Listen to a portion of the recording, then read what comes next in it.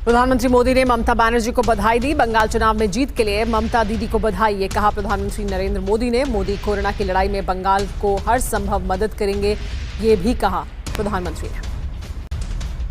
Corona संकट को लेकर अधिकारियों को सीएम योगी का आदेश। अधिकारी आम लोगों की कॉल रिसीव करें, डीएम सीएमओ जनता से संपर्क में रहें। फील्ड में तैनात सभी अधिकारी एक्टिव रहें। अंतर्राज्यीय बस सेवा पर अग्रिम आदेशों तक रोक।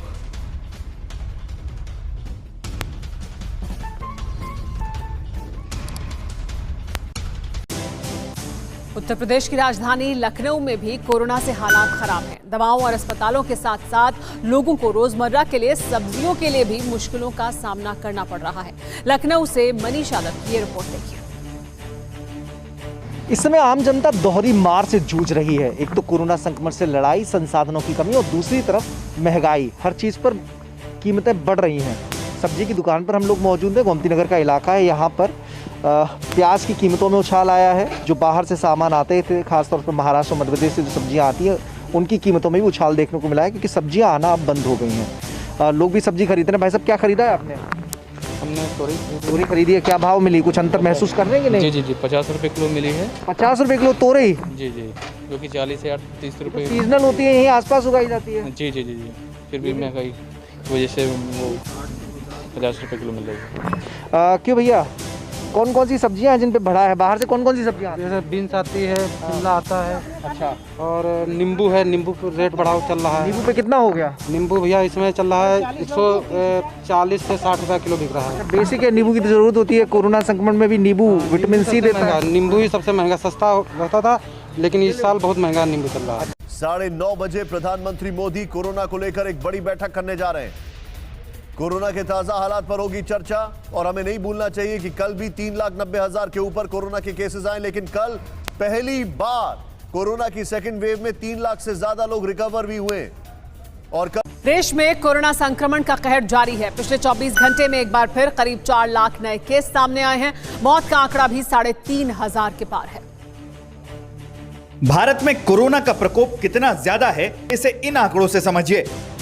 भारत में कल कोरोना के 3,92,488 नए केस सामने आए। इससे अलग दुनिया भर के टॉप 50 संक्रमित देशों में मिलाकर 3,91,000 लोग संक्रमित हुए हैं। यानी 50 देशों के टोटल केस से भी भारत में 1,000 ज्यादा मरीज मिले हैं। देश में पिछले 24 घंटे के दौरान 3,689 संक्रमितों की मौत हुई है। राहत की बात यह है कि इस दौरान 3,07,000 से ज्यादा लोग स्वस्थ हुए हैं। भारत में इस समय एक्टिव केस की संख्या 33,49,000 से ज्यादा है। देश में अब तक 1,95,00,000 से ज्यादा लोग संक्रमित हो चुके हैं। वहीं 1,59,00,000 से ज्यादा लोग स्वस्थ हुए हैं।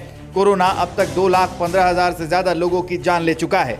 SBI रिसर्च की लेटेस्ट रिपोर्ट के मुताबिक देश में कोरोना की दूसरी लहर अब से 20 दिन बाद यानी मई के मध्य में पीक पर पहुंचेगी। इस बीच अस्पतालों में इलाज के लिए संक्रमितों की भारी भीड़ उमड़ रही है।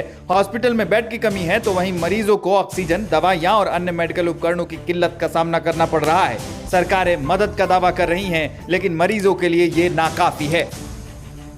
और स्वास्थ्य मंत्रालय की गाइडलाइन में क्या कुछ कहा गया, ग्राफिक्स के जरिए हम आपको समझाते हैं और ये बताने की कोशिश करते हैं कि कैसा होगा ये। अगर आप देखें कि स्वास्थ्य मंत्रालय ने राज्यों को कंटेनमेंट जोन में बनाने के ऊपर जोर दिया है। कहा है कि आप बनाइए कंटेनमेंट जोन जहां पर ज्यादा पॉजिटिविटी रेट आ रहे हैं।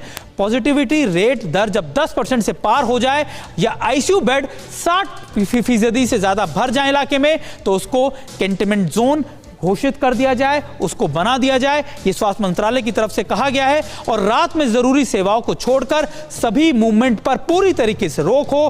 प्रशासन कर्फ्यू का समय तय करे और सभी तरह की गतिविधियों, समारोह और धार्मिक आयोजनों पर रोक के आदेश दिए हैं। स्वास्थ्य मंत्रालय ने साफ कहा है कि शादियों में भी लगेगी संख्या को, जो 50 लिमिट थी वो अब 50 और अंतिम संस्कार में 20 तक की सीमित कर दी है। यानी शादियों में 50 लोग और अंतिम संस्कार में 20 लोग। Shopping complex, movie theatre, restaurant, bar, sports complex, gym, spa, swimming pool सब बंद कर दिए गए हैं। ये स्वास्थ्य मंत्रालय की तरफ से निर्देश आए हैं, नई गाइडलाइन है जिसको हम आपको बता रहे हैं कि क्या कुछ अब कहा गया है स्वास्थ्य मंत्रालय के। और सार्वजनिक और निजी दोनों क्षेत्रों में जरूरी सेवाएं जारी रहेंगी, ये भी स्वास्थ्य मंत्रालय की गाइडलाइन में है। रेलवे, बस, मेट्रो, कैब 50% यात्रियों के साथ चलेगी, यानी 50% ही उसमें सवार हो सकेंगे।